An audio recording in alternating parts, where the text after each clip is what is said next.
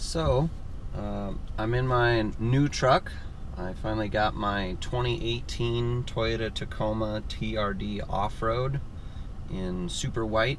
It's the double cab, so 2 full-size doors on each side, or 4 full-size doors total. The short bed, 6-speed manual transmission, and I didn't get any extra packages, so I don't have the backup warning, like when you're backing out of a parking spot and it'll alert you if somebody's coming. I don't have any of those sensors or anything in the bumper.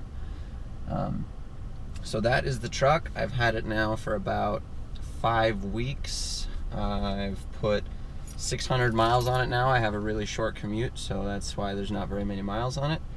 My commute's about 7 to 10 miles, depending on whether I decide to take the freeway or surface streets. I've been averaging with about half surface streets, half freeway.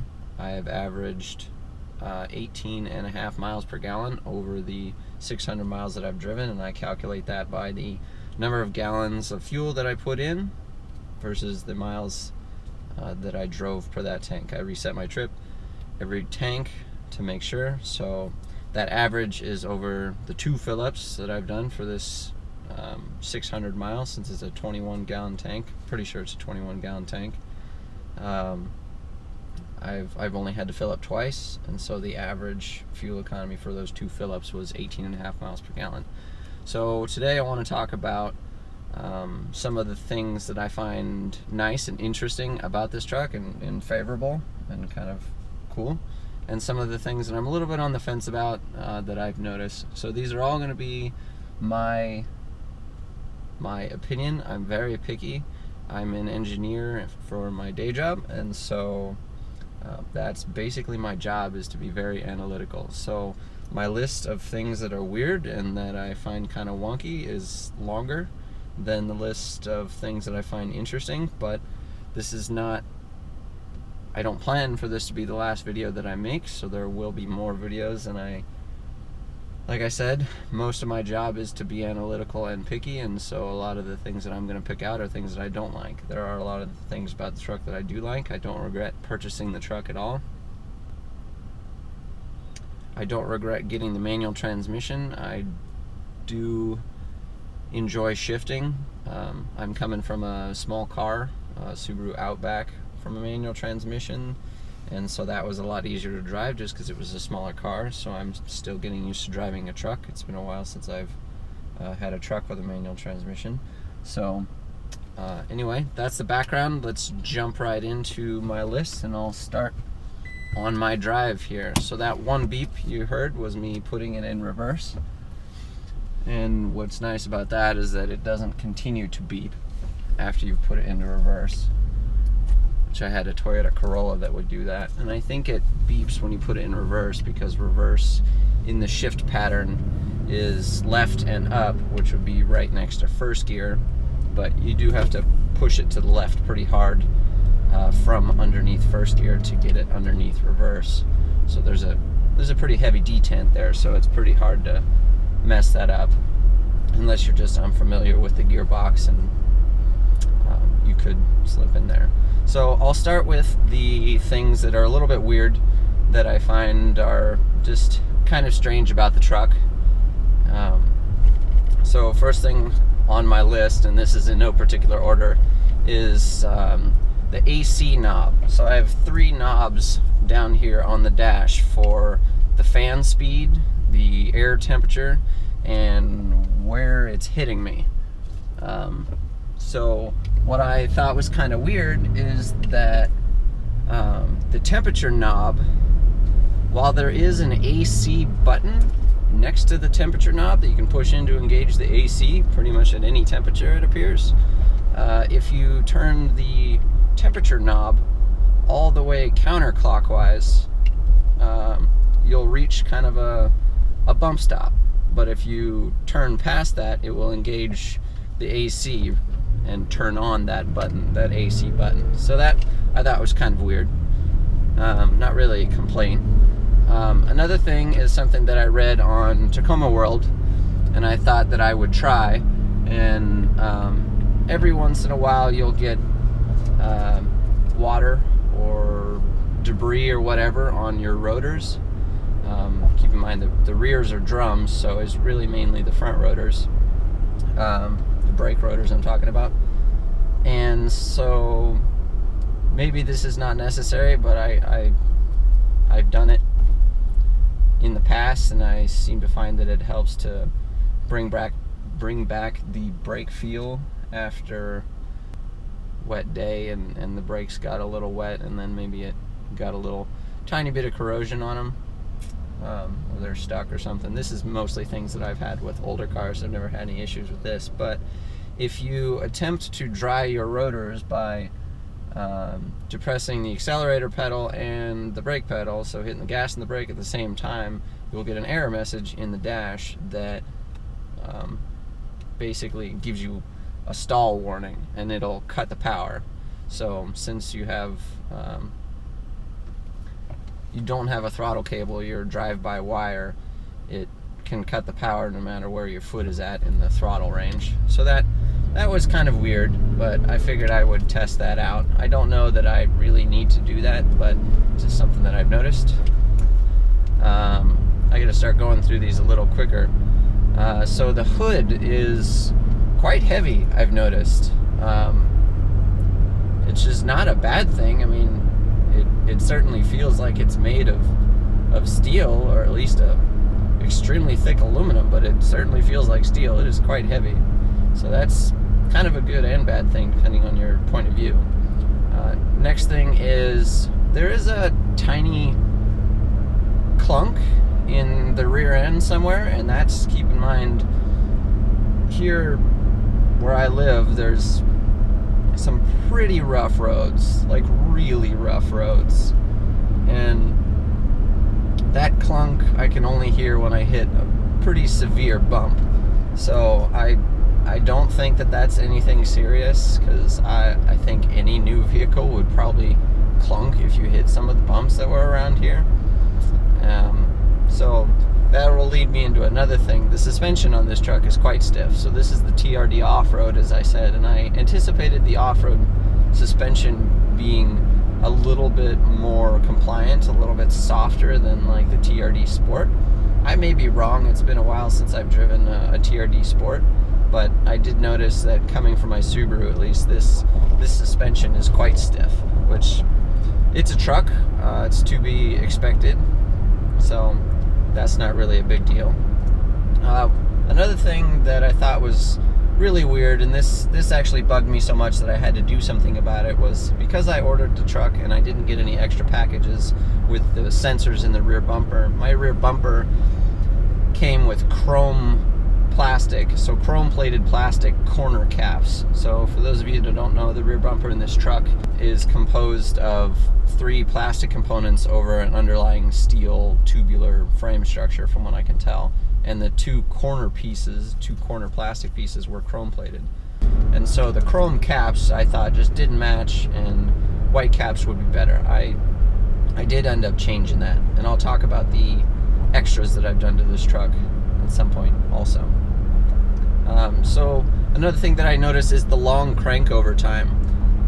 Even when this truck is warm, I'll put the key in and start to crank over, and it takes longer than I'm used to for the engine to finally fire up. So it seems consistent, so I'm not really too worried about that. I just imagine that's probably all the sensors in the motor making sure that everything's kosher before it fires up. Another thing that I noticed right away was that I had a bit of trouble finding the sweet spot for 3rd gear. So shifting from 2nd to 3rd gear was a little bit rough, and for some reason from 4th down to 3rd gear I had no problems whatsoever, but for whatever reason, shifting from 2nd to 3rd gear, the synchros just weren't spinning up fast enough, and it would just almost feel like you were grinding it in, or in another vehicle it would feel almost like you were just trying to jam it in like really quickly without giving it ample time to let the synchros match speeds. So that was weird, and over the last 600 miles I've monitored that, and it seems to have gotten better, whether that's because I've found a better way, better RPM range to shift, or the way that I'm using the clutch when I shift. For whatever reason, it seems to have gotten a little bit better. So the next thing is the telescoping steering wheel.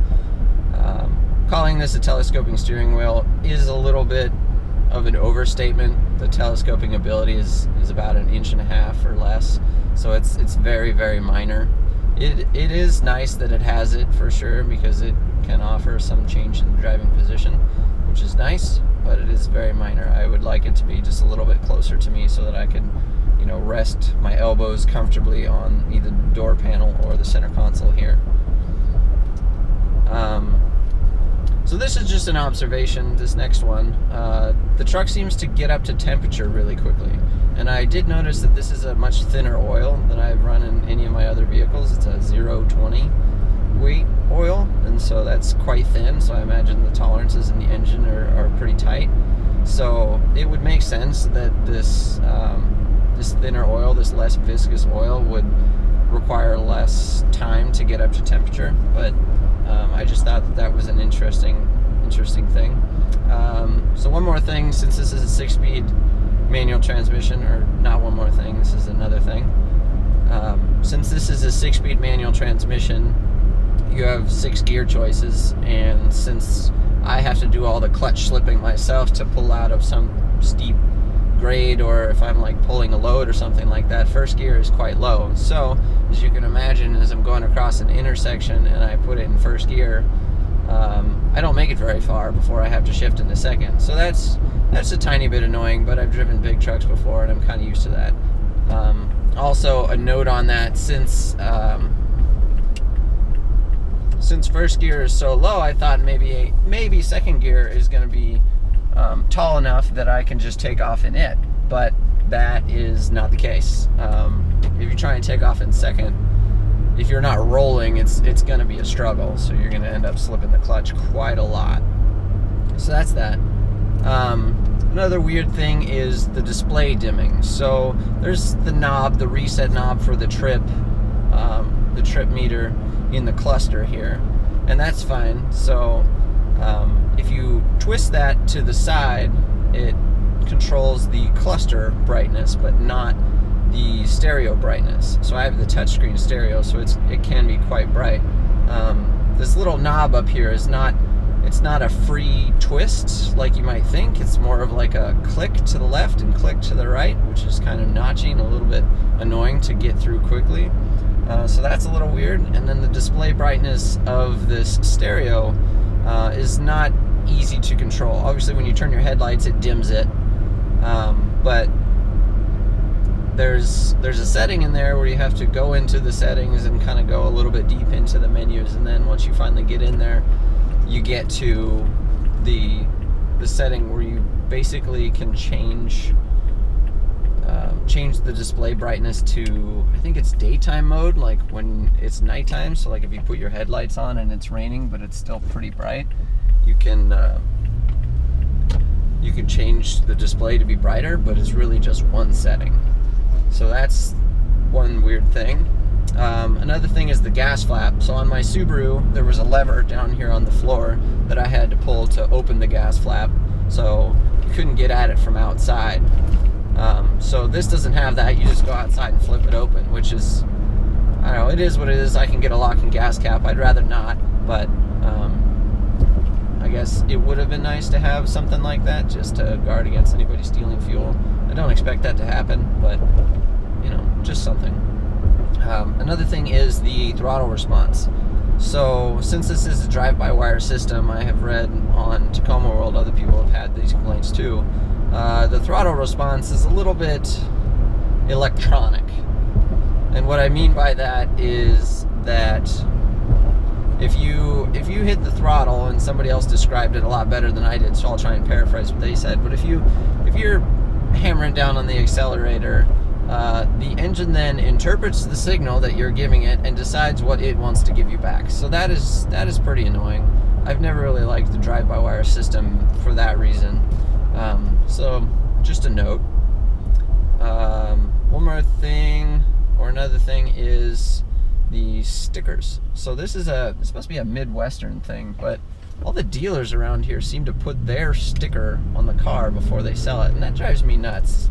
I'm originally from California, from the West Coast, and nobody does that out there. They'll put their license plate frame that says the dealer name or whatever on there, but they don't put stickers on the car that say the dealer's name, and everywhere out here seems to do that. That was one of the first things that I tore off this vehicle when I got it.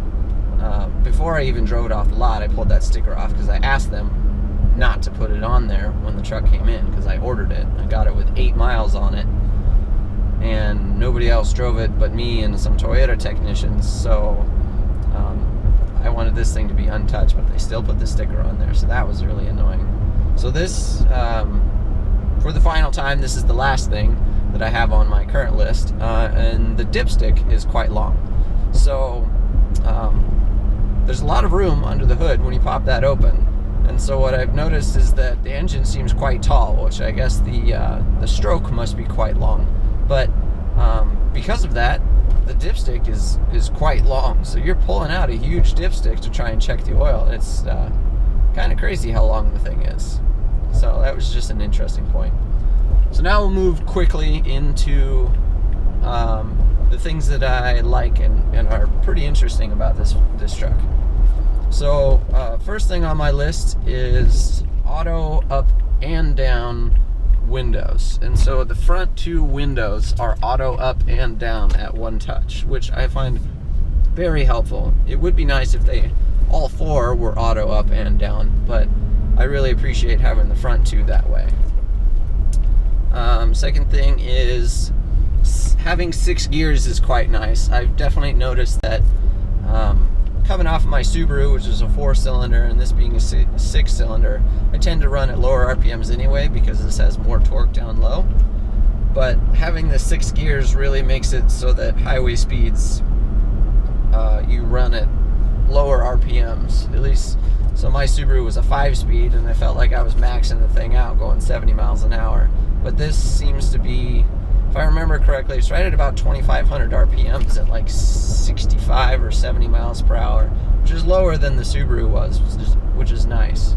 It's still going to be higher RPMs than the automatic when it gets into 6th gear, but it's nice for a manual transmission. So another thing is I really like that this has a handbrake down here by the shifter. I find that to be a lot easier to deal with than the under the dash one. My mom has that on her 2000 Tacoma, and so I just appreciate having it right here, which is it's pretty neat. Because you can also play around with that in the snow if you get a little sliding around. It makes it quite fun. Another thing is the electronic customization. So within the menu of the entertainment centers or entertainment screen here on the dash, there are quite a bit of customization features you can do. You can change the background picture, you can change what the unlock button does, whether it unlocks just the driver's door or all 4 doors. You can change how long your headlights stay on after you turn off the car. I find that very helpful. You can change it so that your headlights turn off as soon as you turn off the car, which is the way I have it. I would rather it just be that way. So that's pretty neat.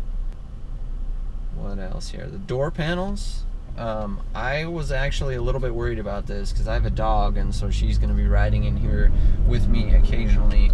And looking at pictures of the interiors of these trucks, I noticed that it appeared that there is, your standard kind of almost vinyl looking hard door panel, but with kind of this accent that looked cloth-like in the pictures that I saw.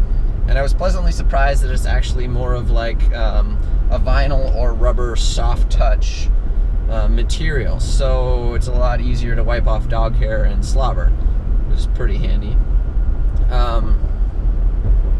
Let's see. The last thing on my interesting list is the daytime running lights. Those things really make this thing look sharp. They're in like an outside L shape on the front of the vehicle, and they look really, really nice. Just having those on, which is kind of cool. And one thing I've noticed, this is the same for my Subaru, is that if you're sitting there parked and you have the e-brake pulled and you start it up, the daytime running lights, even if you have the switch on, won't turn on until you lower completely your emergency brake, which I thought was pretty cool.